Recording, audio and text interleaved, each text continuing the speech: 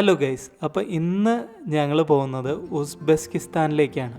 അപ്പോൾ ഉസ്ബെക്കിസ്ഥാൻ എന്ന് പറഞ്ഞുള്ള രാജ്യം ടൂറിസ്റ്റിന് വേണ്ടി തുറന്നു കൊടുത്തിട്ട് അധികം കാലമൊന്നായില്ല. നിങ്ങളെല്ലാവരും എൻ്റെ കസാക്കിസ്ഥാൻ്റെ വീഡിയോസ് എല്ലാം കണ്ട് സപ്പോർട്ട് ചെയ്തതിൽ ഭയങ്കര സന്തോഷമുണ്ട്. അപ്പോൾ ഇന്ന് നമ്മൾ പോകുന്നത് ഉസ്ബെക്കിസ്ഥാൻ എന്ന് പറഞ്ഞ രാജ്യത്തേക്കാണ്. അതുകൂടാതെ കസാക്കിസ്ഥാനിൽ അറിയാലോ, നമ്മൾ വിസയൊന്നും ഇല്ലാതെയാണ് പോയത്. എല്ലാം ഫ്രീ വിസയും കാര്യങ്ങളൊക്കെ ആയിരുന്നു. അതേസമയം ഉസ്ബെക്കിസ്ഥാനിലേക്ക് വരുമ്പോൾ അവിടെ ഒരു വിസ എന്തായാലും വേണം ഈ രാജ്യത്തേക്ക് പോകാനായിട്ട്. വിസ പ്രോസസ്സൊക്കെ മൊത്തം ഓൺലൈനായിട്ട് തന്നെ നമുക്ക് കംപ്ലീറ്റ് ചെയ്യാം. അപ്പോൾ നാട്ടിലിരുന്നുകൊണ്ട് തന്നെ നമുക്ക് ഇതിൻ്റെ കാര്യങ്ങളൊക്കെ മുന്നോട്ട് കൊണ്ടുപോകാം. ഏകദേശം 14 ദിവസമാണ് വിസ എടുക്കാനായിട്ട് ആവശ്യം വരുന്നത്. അതുകൊണ്ട് തന്നെ നേരത്തെ കൂട്ടി നമ്മൾ പ്ലാൻ ചെയ്തിട്ട് വേണം ഈ രാജ്യം വിസിറ്റ് ചെയ്യാൻ വേണ്ടിയിട്ട്. ഞാൻ ഡിസ്ക്രിപ്ഷനിൽ ഇതിൻ്റെ വിസ എങ്ങനെ അപ്ലൈ ചെയ്യുന്നു കാര്യങ്ങളൊക്കെ ഞാൻ ഡിസ്ക്രിപ്ഷനിൽ കൊടുക്കാം. അതുകൂടാതെ വെബ്സൈറ്റുകളും ടാഗ് ചെയ്തിടാം. ഈ വെബ്സൈറ്റ് ഉപയോഗിച്ച് നിങ്ങൾക്ക് ഏറ്റവും കുറഞ്ഞ രീതിയിൽ നമുക്ക് വിസ എടുക്കാവുന്നതാണ്. അതേസമയം നിങ്ങൾക്ക് കൂടുതൽ തലവേദനയും കാര്യങ്ങളൊന്നും വേണ്ട എന്നുണ്ടെങ്കിൽ visa2fly.com പോയിട്ട് അപ്ലൈ ചെയ്ത് കഴിഞ്ഞാൽ കുറച്ച് കമ്മീഷനും കാര്യങ്ങളൊക്കെ കൊടുത്തു കഴിഞ്ഞാൽ അവർ എല്ലാ കാര്യങ്ങളും നോക്കുന്നതാണ്. അങ്ങനെ കസാക്കിസ്ഥാനിൽ നിന്ന് ഞങ്ങൾ റൂമിൽ ചെക്കൗട്ടൊക്കെ കഴിഞ്ഞ് നേരെ ഒരു ടാക്സി പിടിച്ച് നമ്മളുടെ എയർപോർട്ടിലെത്തിയിരിക്കുകയാണ്. എയർപോർട്ടിലെത്തിയ ഞങ്ങൾക്ക് ചെറിയ കുറച്ച് പ്രശ്നങ്ങളൊക്കെ ഉണ്ടായി. കാരണം നമ്മൾ ബുക്ക് ചെയ്ത അതേ പ്ലെയിനല്ല നമുക്ക് കിട്ടിയത്. കാരണം എന്താണെന്ന് വെച്ച് കഴിഞ്ഞിട്ടുണ്ടെങ്കിൽ എന്തോ സാങ്കേതിക തകരാറ് കാരണം അവരുടെ ആ ഒരു ഫ്ലൈറ്റ് നിർത്തി വയ്ക്കുകയും അതിന് പകരമായിട്ട് നമുക്ക് അവരുടെ തന്നെ വേറൊരു ഫ്ലൈറ്റാണ് തന്നത്. അപ്പോൾ എയർ അസ്താന എന്ന് പറഞ്ഞിട്ടുള്ള ഫ്ലൈറ്റിലായിരുന്നു ഞങ്ങൾ പോകാനിരുന്നത്. പക്ഷേ അവരുടെ സിസ്റ്റർഹുഡ് സ്ഥാപനമായിട്ടുള്ള ഫ്ലൈ അരിസ്ഥാന എന്ന് പറഞ്ഞിട്ടുള്ള ഫ്ലൈറ്റാണ് ഞങ്ങൾക്ക് അലോട്ട് ചെയ്ത് തന്നത്. അങ്ങനെ നമ്മളുടെ പ്ലെയിൻ ബോർഡ് ചെയ്യാൻ വന്ന് നിൽക്കുന്ന ആ ഒരു സമയത്താണ് നമ്മൾ ഈ കാഴ്ചകളൊക്കെ കാണുന്നത്. അപ്പോൾ ഒരു സൈഡിൽ മൊത്തം ഒരു ഹിമാലയം പോലെ, അതിൻ്റെ സൈഡിലായിട്ട് നമ്മളുടെ പ്ലെയിനിൻ്റെ ട്രാക്കുകളും കാര്യങ്ങളൊക്കെ ആയിട്ട് അതിമനോഹരമായിരുന്നു. അപ്പോൾ കുറേ നേരം ഇങ്ങനെ കുറേ പേരൊക്കെ വീഡിയോയും കാര്യങ്ങളൊക്കെ എടുത്ത് നിൽക്കുന്നുണ്ടായിരുന്നു. അപ്പോൾ ഈ പോകുന്ന വണ്ടി എന്ന് വെച്ച് കഴിഞ്ഞിട്ടുണ്ടെങ്കിൽ നമ്മളുടെ ഫ്ലൈറ്റിന് റിവേഴ്സ് ഗിയർ ഇല്ല. അപ്പോൾ റിവേഴ്സ് ഗിയർ ഇല്ലാത്തതുകൊണ്ട് തന്നെ ഫ്ലൈറ്റിൻ്റെ മുൻപിൽ നിന്ന് പിന്നിലോട്ട് തള്ളുന്ന ഒരു വണ്ടിയാണ് ആ കണ്ടത്. നമ്മൾ ആ സീനറിയും കാര്യങ്ങളൊക്കെ ഷൂട്ട് ചെയ്ത് കൊതി തീർന്നില്ല. അതിനു മുൻപേ നമ്മളുടെ ഫ്ലൈറ്റ് പറക്കാൻ തുടങ്ങി. അപ്പോൾ ഏറ്റവും അവസാനമായിട്ട് ആ വ്യൂവും കാര്യങ്ങളൊക്കെ ആസ്വദിച്ച് ഇരിക്കുകയായിരുന്നു ഞങ്ങൾ. അങ്ങനെ നമ്മളുടെ എയർപോർട്ടിൻ്റെ ഒരു വ്യൂ ആണിത്. അപ്പോൾ എയർപോർട്ടിൽ കണ്ടില്ലേ, ഫുൾ മഞ്ഞ് വീണ് കിടക്കുകയാണ്. അതിൻ്റെ ഇടയിൽ കൂടെ നമ്മളുടെ കറുത്ത കളറിൽ കാണുന്ന ട്രാക്കുകൾ, ഇതൊക്കെ രാവിലെ മുതൽ വൈകുന്നേരം വരെ എപ്പോഴും ക്ലീൻ ചെയ്തിട്ടാണ് ഇവർ ഈ ട്രാക്കൊക്കെ ഒരുക്കുന്നത്. കസാക്കിസ്ഥാനോട് വിട പറയാനായിട്ട് ഒരു മനസ്സ് വരുന്നില്ല. പക്ഷേ നമുക്ക് സമയവും കാര്യങ്ങളും ഇല്ല. അതുകൊണ്ട് തന്നെ അടുത്ത രാജ്യത്ത് വിസിറ്റ് ചെയ്തിട്ട് വേണം തിരിച്ച് നാട്ടിൽ പോയി ജോലിയും കാര്യങ്ങളിലൊക്കെ പ്രവേശിക്കാൻ. അപ്പോൾ നമ്മളിപ്പോൾ പോകുന്നത് ഉസ്ബെക്കിസ്ഥാൻ്റെ ക്യാപിറ്റലായ ടഷ്കെൻഡിലേക്കാണ്. അപ്പോൾ ഈ ടഷ്കെൻഡിനെ പറ്റി പറയുമ്പോൾ എന്ന് വെച്ച് കഴിഞ്ഞിട്ടുണ്ടെങ്കിൽ മോഡേണും അതേസമയം പഴയ ട്രഡീഷണലും കൂടിക്കലർന്ന ഒരു സ്ഥലമാണ്. അതുകൊണ്ട് തന്നെ നമുക്ക് അവരുടെ ആ ഒരു പഴയ ഹിസ്റ്ററിയും കൾച്ചറും കാര്യങ്ങളൊക്കെ കാണാം. അതേസമയം അവരുടെ ഏറ്റവും പുതിയ കാല പരിഷ്കാരങ്ങളും കാര്യങ്ങളൊക്കെ കാണാവുന്ന ഒരു സ്ഥലമായതുകൊണ്ടാണ് ഞങ്ങൾ ടഷ്കെൻഡ് തന്നെ ചൂസ് ചെയ്യാനുള്ള കാരണം. അങ്ങനെ ഇരിക്കുമ്പോഴാണ് നമ്മളുടെ എയർ ഹോസ്റ്റസ് വന്നിട്ട് വെജാണോ നോൺ വെജാണോ വേണ്ടതെന്ന് ചോദിച്ചു. അപ്പോൾ നമ്മൾ പ്രീ ബുക്ക് ചെയ്തിട്ടില്ല മീലൊന്നും. അപ്പോൾ ഞങ്ങൾക്കൊരു ഡൗട്ടായി, ഇത് പെയ്ഡ് മീലാണോ എന്ന് ഡൗട്ടായി കഴിഞ്ഞപ്പോൾ ഞങ്ങൾ വേണ്ട എന്ന് പറഞ്ഞു. അപ്പോൾ നമ്മളുടെ എയർ ഹോസ്റ്റസ് ഒരു കോഴിയുടെ പോലെ ഒരു ബബ്ബ എന്നൊക്കെ കാണിച്ച് ഒരു ആക്ഷനൊക്കെ കാണിച്ചിട്ട് ചോദിച്ചു. കാരണം ഞങ്ങൾക്ക് മനസ്സിലായില്ല എന്ന് വിചാരിച്ചിട്ടാണ് ആൾ ആക്ഷനൊക്കെ കാണിച്ച് ചോദിച്ചത്. അങ്ങനെ ഞങ്ങൾ ഒരു വിധത്തിൽ ആ നോൺ വെജ്, ഒരു സാൻഡ്വിച്ച്, പിന്നെ ഒരു മിഠായി, പിന്നെ ഒരു വെള്ളം കുപ്പി, ഇതായിരുന്നു അവർ കൊടുത്തുകൊണ്ടിരുന്നത്. അപ്പോൾ അത് വാങ്ങിച്ചിട്ട് തൊട്ടപ്പുറത്തുള്ള ആളോട് ചോദിച്ചു, ഇത് ഫ്രീ തന്നെയാണോ? അപ്പോൾ അയാൾ പറഞ്ഞു ഇത് കോംപ്ലിമെൻ്ററി ഫുഡാണ്, അപ്പോൾ നമ്മളുടെ നാട്ടിലൊന്നും ഇതുപോലെ എക്കണോമി ഫ്ലൈറ്റിൽ വരുമ്പോൾ നമ്മൾ ഫുഡൊന്നും കൊടുത്ത് കണ്ടിട്ടില്ല. അതുകൊണ്ടാണ് ഞങ്ങൾക്കൊരു ഡൗട്ടായത്. അങ്ങനെ ഞങ്ങൾ ഒരു ടാക്സി പിടിച്ച് നമ്മുടെ റൂമിലേക്ക് പോവുകയാണ്. അപ്പോൾ റൂമിൽ എത്തിക്കഴിഞ്ഞപ്പോൾ ഇവിടുത്തെ പൈസ എന്ന് വെച്ച് കഴിഞ്ഞിട്ടുണ്ടെങ്കിൽ നമ്മളുടെ ഇന്ത്യൻ റുപ്പി 1 രൂപ കൊടുത്തു കഴിഞ്ഞാൽ 150 രൂപ അവിടുത്തെ കിട്ടും. 150 സോം എന്നാണ് പറയുക. അപ്പോൾ 150 സോം കിട്ടും. അതുകൊണ്ട് തന്നെ ഈ വിയറ്റ്നാം പോലെയുള്ള രാജ്യങ്ങളിൽ പോയപ്പോൾ ഉള്ള അതേ ഒരു അനുഭവം എന്ന് വെച്ച് കഴിഞ്ഞാൽ നമുക്ക് കുറച്ച് നേരത്തേക്ക് ഈ പൈസ എങ്ങനെ ഹാൻഡിൽ ചെയ്യണം എന്നറിയില്ല. കാരണം ഇവർ പറയുന്നത് 1 ലക്ഷം രൂപ അല്ലെങ്കിൽ 2 ലക്ഷം രൂപ എന്നൊക്കെ പറയുമ്പോൾ നമുക്ക്, അല്ലെങ്കിൽ ഒരു 10,000 രൂപ എന്ന് പറയുമ്പോൾ നമുക്ക് പെട്ടെന്ന് നമ്മളുടെ നാട്ടിലെ ഇത് വെച്ച് നോക്കുമ്പോൾ ഇത് പൈസ കൂടുതലാണല്ലോ എന്നൊക്കെ തോന്നും. അതുപോലെ തന്നെ നമ്മൾ ഹോട്ടലിൽ പോയി ചെക്ക് ഇൻ ചെയ്ത് കഴിഞ്ഞപ്പോഴും അവരുടെ പൈസയിൽ വേണോ അതോ ഡോളറിൽ വേണോ എന്ന് ഞാൻ ചോദിക്കുകയുണ്ടായി. നമ്മൾ ഡിസംബർ 31 ഇവിടെ വരുന്നത്. ആ ഒരു സമയത്ത് നമ്മളുടെ ഉസ്ബെക്കിസ്ഥാനിലെ ഐസുകൾ എല്ലാം ഉരുകി തുടങ്ങിയ ഒരു സമയമാണ്. അപ്പോൾ കസാക്കിസ്ഥാനെ വെച്ച് നോക്കുമ്പോൾ ഒരു 5-6 ഡിഗ്രി കൂടുതലാണ് നമ്മളുടെ ഉസ്ബെക്കിസ്ഥാനിൽ. അതുകൊണ്ട് തന്നെ ഇവിടെ 3-4 ഡിഗ്രി സെൽഷ്യസ് ആയതുകൊണ്ട് തന്നെ ഐസൊക്കെ ഉരുകി തുടങ്ങി. കസാക്കിസ്ഥാനെ അപേക്ഷിച്ച് നോക്കുമ്പോൾ ഉസ്ബെക്കിസ്ഥാനിലെ ടാക്സിയും കാര്യങ്ങളൊക്കെ വളരെ ചീപ്പാണ്. അതുകൊണ്ട് തന്നെ നമുക്ക് എവിടെ പുറത്ത് പോകണമെങ്കിലും ടാക്സി ഉപയോഗിച്ച് പോയാൽ മതി. കാരണം ഇവിടെ ഏകദേശം ഒരു നമ്മളുടെ നാട്ടിലെ 10 രൂപ അല്ലെങ്കിൽ 20 രൂപയൊക്കെയാണ് ഒരു ട്രിപ്പിന് ചാർജ് ആവുന്നത്. അങ്ങനെ റൂമിലെ കാര്യങ്ങളൊക്കെ കഴിഞ്ഞതിന് ശേഷം അത്താഴം കഴിക്കാൻ വേണ്ടിയിട്ട് ഞങ്ങളൊരു കടയിലേക്ക് പോയി. അപ്പോൾ അവിടെ എന്ന് വെച്ച് കഴിഞ്ഞാൽ നമ്മളുടെ KFC അല്ലെങ്കിൽ മെക്ഡോണൽഡ്സ് പോലത്തെ ഒരു കടയാണ്.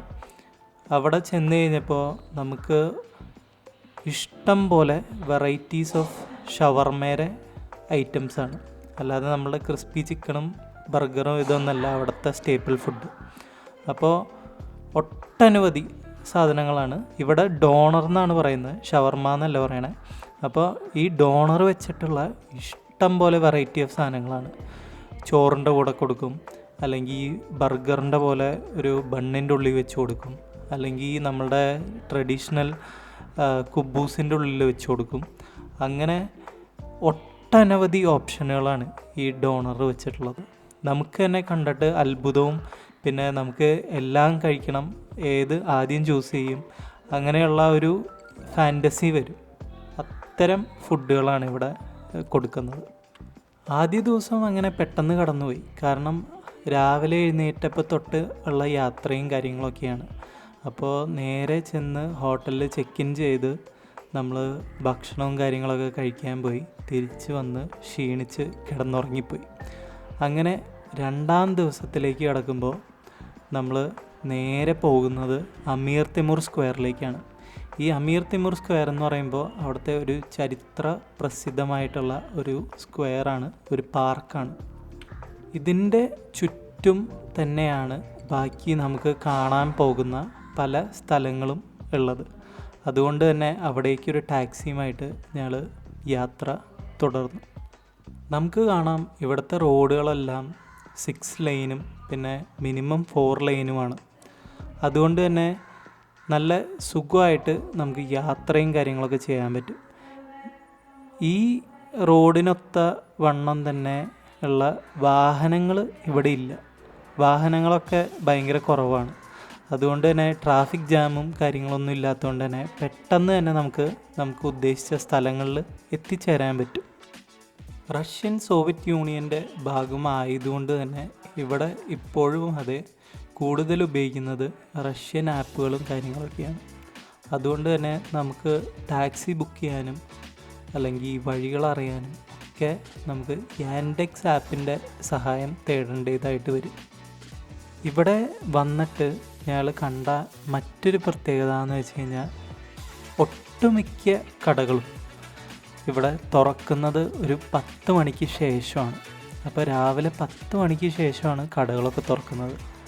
അതേസമയം ഇവർ അടച്ച് പോകുന്ന സമയം എന്ന് വെച്ച് കഴിഞ്ഞാൽ അതൊരു കൗതുകമുള്ള ഒരു കാര്യമാണ്. ഇവർ പൂട്ടിപ്പോകുന്ന സമയം ഏകദേശം 7 മണി അല്ലെങ്കിൽ 8 മണിക്കുള്ളിൽ എല്ലാ കടകളും പൂട്ടി ആളുകൾ തിരിച്ച് വീട്ടിലേക്ക് പോവുകയാണ്.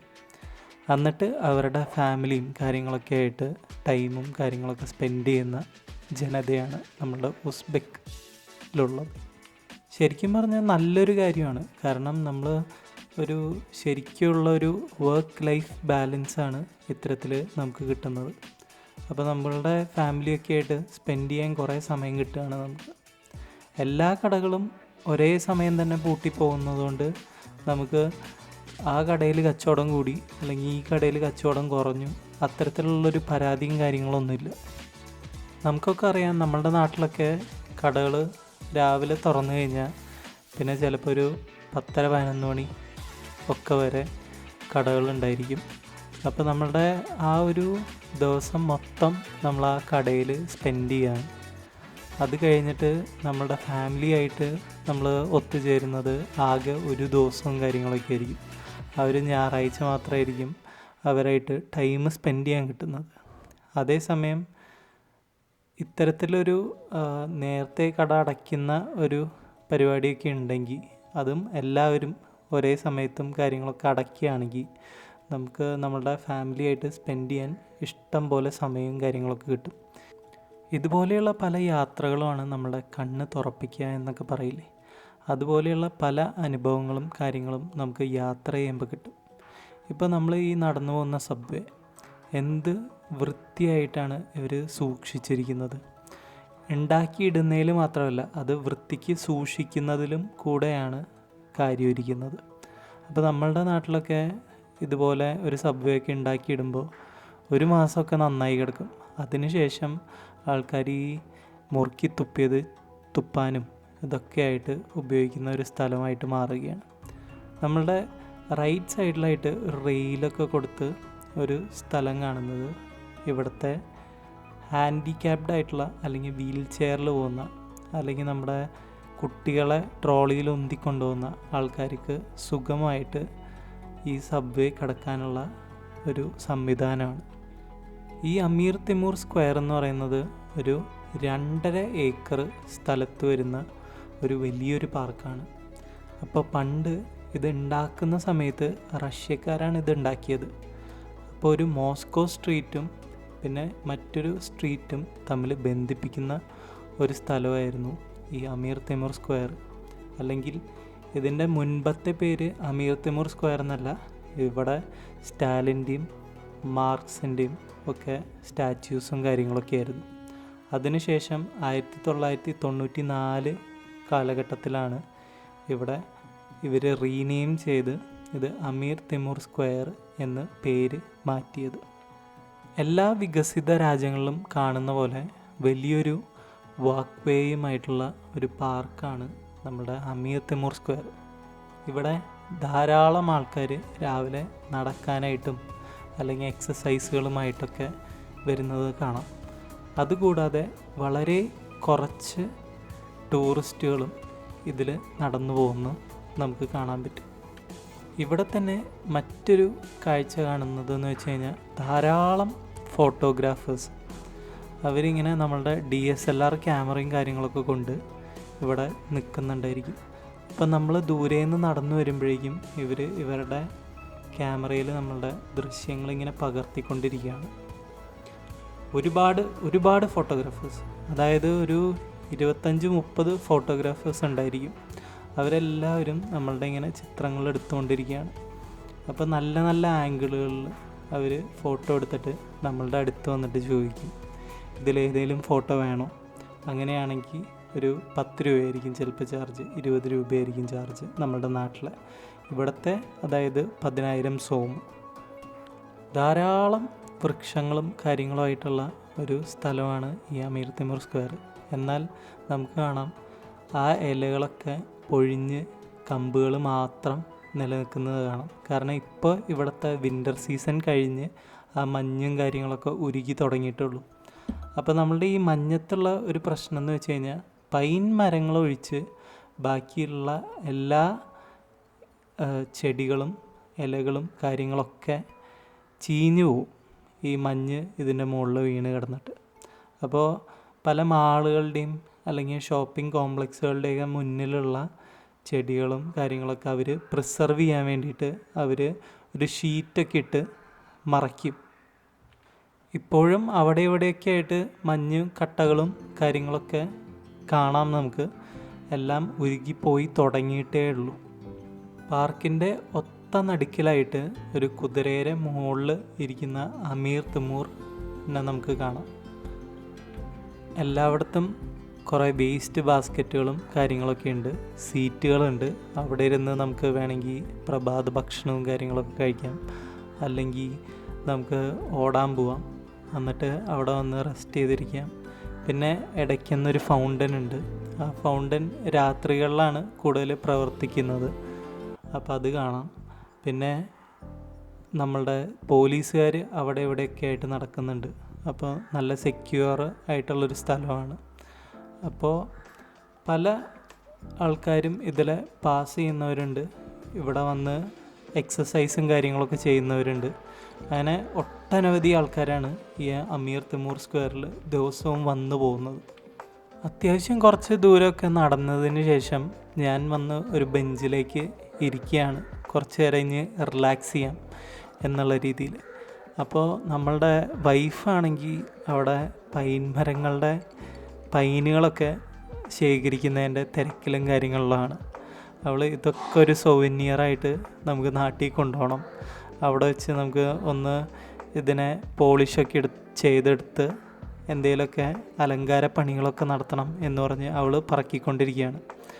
അപ്പോൾ ധാരാളം ടൂറിസ്റ്റുകൾ എൻ്റെ മുന്നിൽ കൂടെ ഇങ്ങനെ പോകുന്നുണ്ട്. അപ്പോൾ നമ്മൾ ഒരു ചെറിയൊരു ഗ്രൂപ്പ് ഓഫ് മലയാളി പെമ്പിള്ളേരെ കണ്ടു. അപ്പോൾ അവരാണെങ്കിൽ നമ്മളുടെ ഫോട്ടോഗ്രാഫേഴ്സായിട്ട് ഡിസ്കസ് ചെയ്ത് പല പല ഷോട്ടുകളും കാര്യങ്ങളൊക്കെ എടുക്കുകയാണ്. എല്ലാം ഭയങ്കര ലാഭമാണല്ലോ എന്നൊക്കെ പറഞ്ഞ് ഫോട്ടോസും കാര്യങ്ങളൊക്കെ എടുക്കുന്നുണ്ട്. ഒരു ഫാമിലി അപ്പോൾ നമ്മളെ മുന്നിൽ കൂടെ നടന്നു പോവാണ്, 3 പിള്ളേരും ഒക്കെ ഉണ്ട്.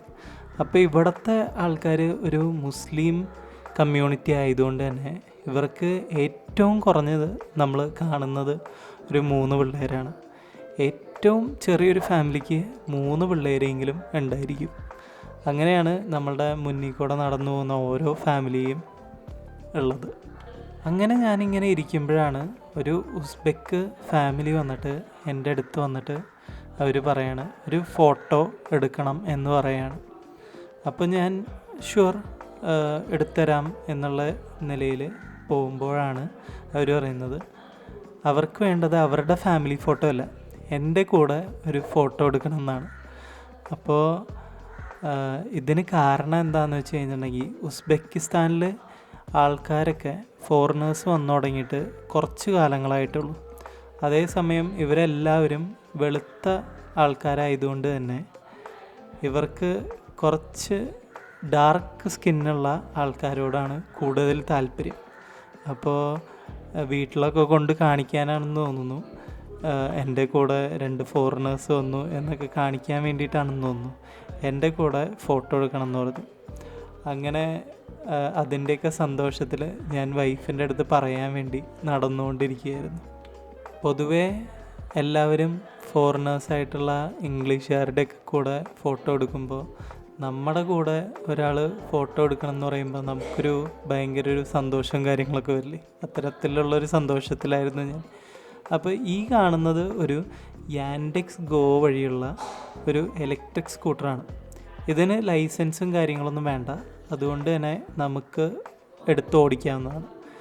ഇവിടെ ഒരു QR കോഡ് കൊടുത്തിട്ടുണ്ടായിരിക്കും, അത് ഇവരുടെ ആപ്പ് വഴി സ്കാൻ ചെയ്ത് കഴിഞ്ഞാൽ നമുക്ക് നേരിട്ട് നമ്മുടെ ക്രെഡിറ്റ് കാർഡിലോ അല്ലെങ്കിൽ ഡെബിറ്റ് കാർഡിൽ നിന്നോ പണം അടച്ച് നമുക്ക് ഉപയോഗിക്കാവുന്നതാണ്. അത്തരത്തിലുള്ള വണ്ടികൾ ഇഷ്ടം പോലെ നമ്മളുടെ ഉസ്ബെക്കിസ്ഥാനിലുണ്ട്. എന്നാൽ നമ്മൾ ടാക്സി ചാർജുകളും കാര്യങ്ങളൊക്കെ ആയിട്ട് കമ്പയർ ചെയ്യുകയാണെങ്കിൽ ഇതിന് കുറച്ച് വില കൂടുതലും കാര്യങ്ങളുമാണ്.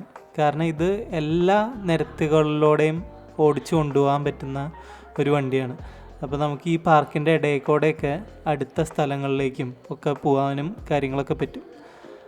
അത്തരത്തിലുള്ള കുറേ വണ്ടികൾ പല പല സ്ഥലങ്ങളിലായിട്ട് കിടക്കുന്നുണ്ട്. അപ്പോൾ ഇതൊക്കെ നമുക്ക് ഈ ആപ്പ് ഉപയോഗിച്ച് നമുക്ക് ഇതിൻ്റെ ലൊക്കേഷനും കാര്യങ്ങളൊക്കെ കാണാവുന്നതും ഒക്കെയാണ്. അങ്ങനെ അടുത്തതായിട്ട് നമ്മൾ കാണാൻ പോകുന്നത് എന്ന് വെച്ച് കഴിഞ്ഞാൽ ഇവിടുത്തെ ഒരു ചരിത്ര പ്രാധാന്യമുള്ള ഒരു ഹോട്ടലാണ്. അതായത് ഹോട്ടൽ ഉസ്ബെക്കിസ്ഥാൻ എന്നാണ് ഇതിൻ്റെ പേര്.